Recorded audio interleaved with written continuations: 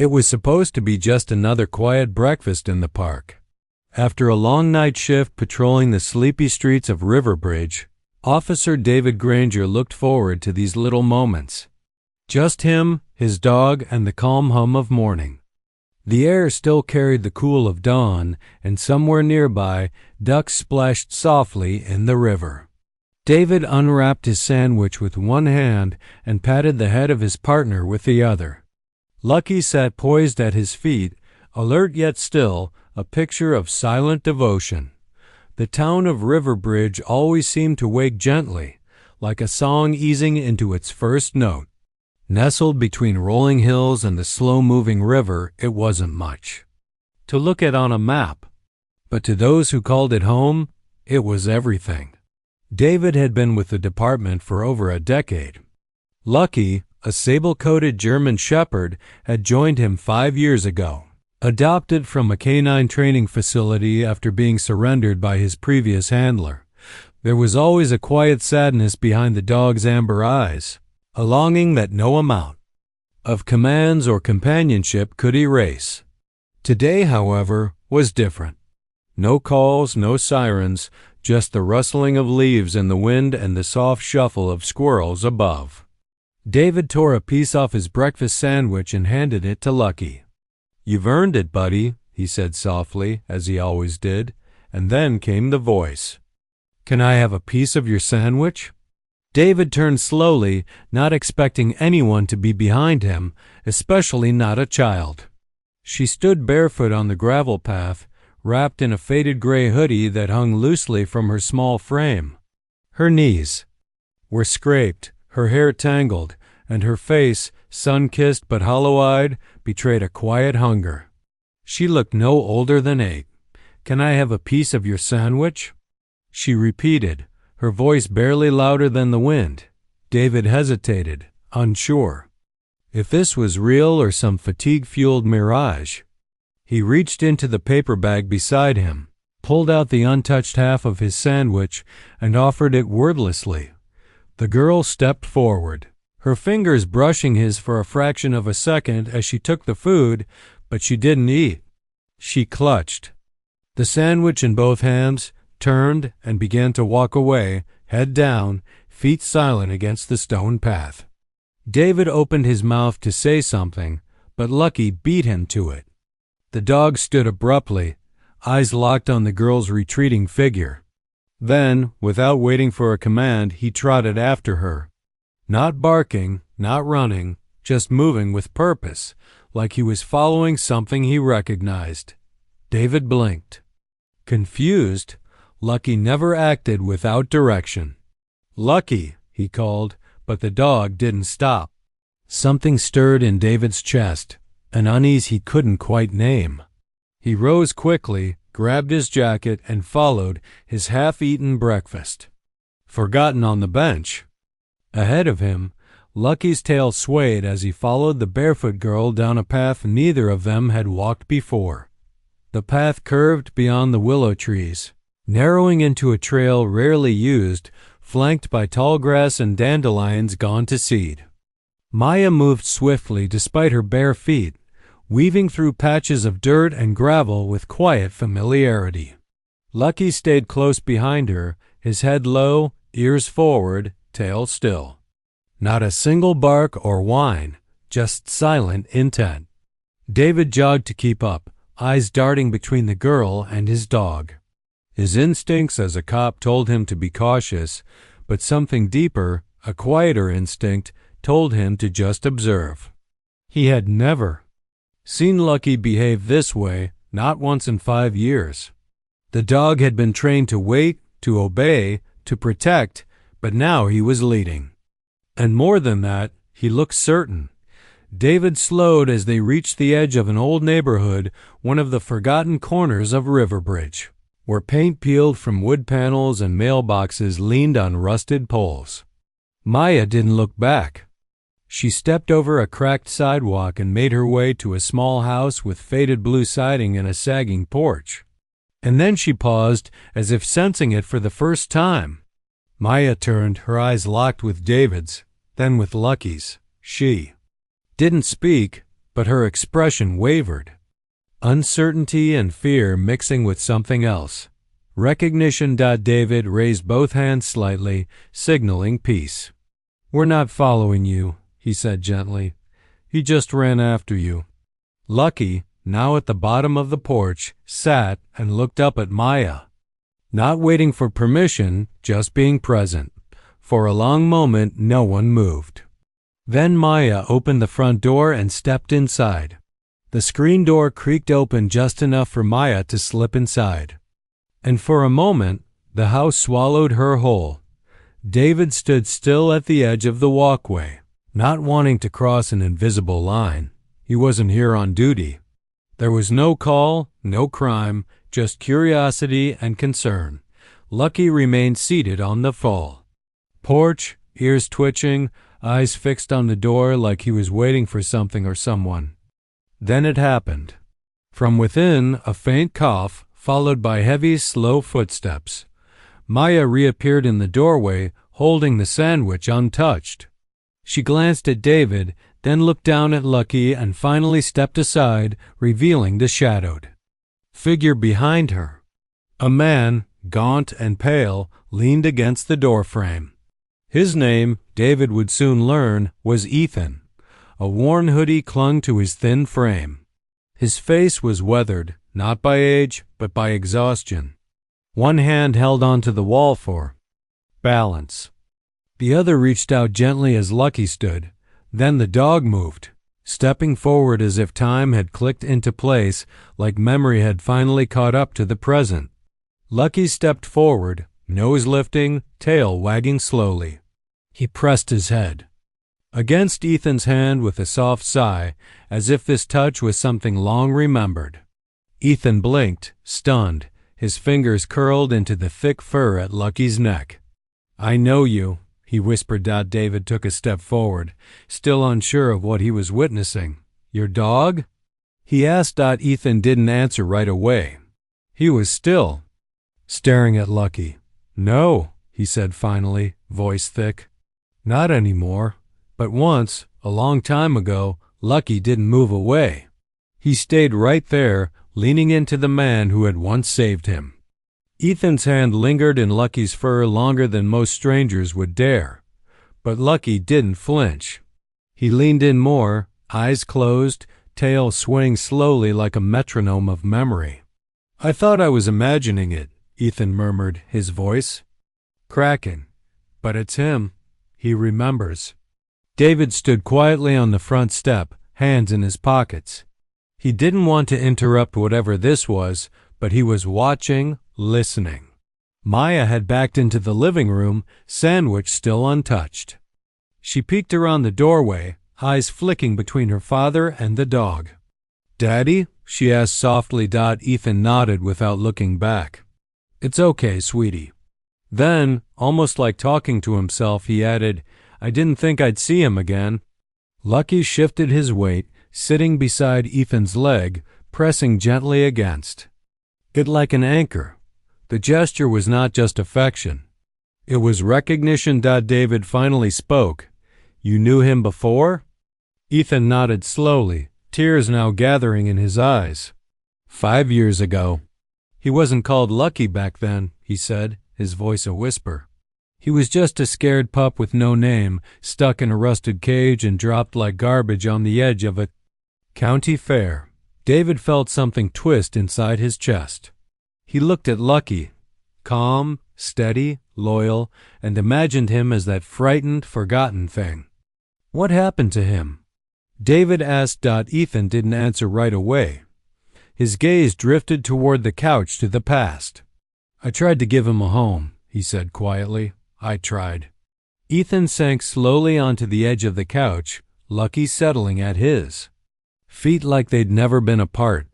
His voice came gently, as if lifting memories from a place long sealed. "He was just a pup," Ethan began. "I found him on a Wednesday evening near the end of my shift at the fairgrounds. I was doing freight work, stacking crates, checking deliveries, the kind of job you take when you're between better days." He glanced down at Lucky, now nuzzling Maya's leg as she crept closer. There was a metal crate lying half-tilted on the gravel behind the food stalls. At first, I thought it was trash. Then I saw something move. Inside, curled and shaking, was a German Shepherd pup, fur-matted, ribs showing, covered in dust. The latch had snapped during transport, and the crate must have tumbled off some truck unnoticed. No one even stopped to look at him. Some guys unloading produce kicked the crate aside to clear a path. Ethan's voice wavered. I couldn't just leave him there. I picked him up. He was light like a sack of bones. And I gave him half my dinner, just a piece of bread and a boiled egg. He ate like he hadn't tasted food in days. That night, Ethan didn't go home. His apartment was too small, and the building didn't allow pets. He sat with the pup in the waiting area of the train station, arms wrapped around the shivering body. He fell asleep in his lap, and Ethan just couldn't let go. He tried the next morning to bring the pup to the local shelter, but they turned him away. Too full, no space, no budget. Though I went door to door, Ethan said, asking if anyone had lost a dog, but no one claimed him. Some didn't even open the door. By nightfall, I had run out of ideas. I didn't have a car, and the last train had already gone. So I stayed another night at the station, holding that pup, whispering promises I didn't know how to keep. And, in the morning, ... double quotes, he said, voice thick. That pup brought me a biscuit. I still don't know where he got it, but he dropped it right into my hand like he wanted to share breakfast. Ask ChatGPT. Ethan leaned back on the couch, one hand resting on Lai's shoulder, as if Feckentak grounded him to that memory. I didn't sleep much that night, he said softly. The station was cold and Thebinch was metal, unforgiving, but he wouldn't let go of me, curled up like I was the only warmth he'd ever known. Outside, the city quieted. People rushing home to hot dinners, warm lights, and waiting beds. But in that drafty, dim train station, Ethan sat with a dog that had nothing and no one. I kept thinking I had no right to keep him, I continued. I couldn't give him a home, couldn't afford a vet, couldn't even guarantee the next meal. But every time I shifted, he'd scoot closer like he was saying, "Don't you dare leave me now." Ethan smiled faintly, eyes distant. When I finally dozed off, I remember feeling his breath against my ribs. Slow, steady, trusting. He paused, glancing toward Maya, who was now sitting cross-legged near Lucky, feeding him small pieces of the sandwich. The dog accepted each one gently, eyes never leaving her face. The next morning, Ethan said, I planned to spend the day finding him help. I couldn't keep him. Ick knew that, but I could try to find some Ian who could. That was the least I could do. He, BROUGHT, Lucky to a local cave and printed flyers at a copy shop. He pinned them on telephone poles, slipped them under shop doors, even asked strangers at the bus stop if he'd seen a missing pup. But no one recognized him. No one came. Fate vening as the sky began to turn lilac, he returned to the same shelter one lastry. They still said no. But this time, the lady at the desk, she hesitated. Then she gave me an address, said it was a special place out in the country, a training center. Ethan met David's eyes. That's where he became your Lucky. Ethan stared at the floor for a moment before continuing. His voice was steady now, but softer. The center was about an hour out by train, and I only had enough cash for one ticket. I packed what little food I had left and took him early the next morning. The ride out was quiet. Lucky sat beside Ethan on the train seat, ears perked, eyes constantly scanning the passengers. A few people smiled.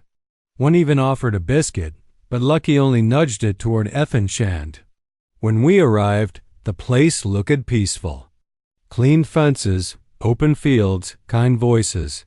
The kind of place I knew he deserved. The staff greeted Ethan warmly but efficiently. They took Lucky in for evaluation, checked his joints, high size, his temperament. One of vet trainers, an older man with a gray beard, knelt down and said, "He's got asthmart look. He might have what it takes." That should have made Ethan feel better. But when I turned to go, Hef allowed me, Ethan whispered. No leash, no command, just followed. Sat right at me feet, wouldn't move. The trainer smiled kindly. Give him a word, something he'll remember. So Ethan crouched down, looked Lucky in the eyes and whispered, "Be brave." Okay, then headed, "Your name's Lucky now because I found you. And because maybe you found me too." He left before the tears came, but every day after, Ethan thought above him, wondered where he was, who he was helping. If he still remembered the cold nights at the station, if he remembered the biscuit they shared. On a bench with no destination. And now, sitting in a room filled with faded wallpaper and soft morning light, that same dog rested by his feet. Lucky had found his way back. For a while, none of them spoke. The room held its breath. Lucky shifted his weight, resting his head gently on Ethan's foot. Maya reached over and stroked his back, her fingers small but certain. The silence between them wasn't awkward. It was full of memory, off-knowing. David finally cleared his throat. He always knew there was something different about him, he said almost to himself. He's obedient, smart, but there was always a sadness, like he was waiting for someone. Ethan nodded, ice misty. He was. David knelt down beside Lucky, scratched gently behind his ear. He never gave me trouble, never disobeyed a command, but sometimes on quiet nights he'd just sit by the door and stare. Not at anything, just waiting. Ethan smiled faintly. He remembers. Maybe more than we do. David glanced at Maya, who was now curled against Li's side, his tail thumping gently behind her. Then he looked back at Ethan. I've got a few days off, he said quietly. If it's okay with you, maybe he stays here, just for a bit. Ethan looked down at Lucky, then at his daughter. Maya's smile was soft but wide. She didn't say anything. Shouldn't. Need to. Yeah, Ethan whispered. I'd like that. And Lucky, as if he understood every word, let out a slow, contented breath. For now he was home. The next morning the sun rose slow and golden over river, casting long shadows across cracked sidewalks and rustling trees. But inside that little blue house at the end of the street, something had shifted. Maya woke first. She tiptoed to the living room where Lucky lay curled in an old rug. His eyes opened the moment he heard her, and his tail thumped twice. No bark, no rush, just quiet acknowledgement. You're safe. I'm her. She knelt beside him, buried her face in his fur, and whispered, "Thank you." In the kitchen, Ethan made toast, steady on his feet for the first time in days. He still coughed, still moved slow, but there was color in his cheeks now and purpose in his posture. He looked over at his daughter and the dog that never stopped waiting, and smiled. Later that day, David returned. Lucky ran to greet him, tail wagging wide, but paused halfway, turned back to Maya, and waited. It was a choice. David knelt down and whispered, "Go ahead, buddy. I know where your heart is." Some goodbye, Saren. Forever. That night, Lucky lay between Maya and Ethan on the couch as television flickered. No one said much. They didn't have to because Asami's loyalty isn't about staying, he whispered. And the couch seemed to hold every unspoken promise. It's about returning and remembering who waited.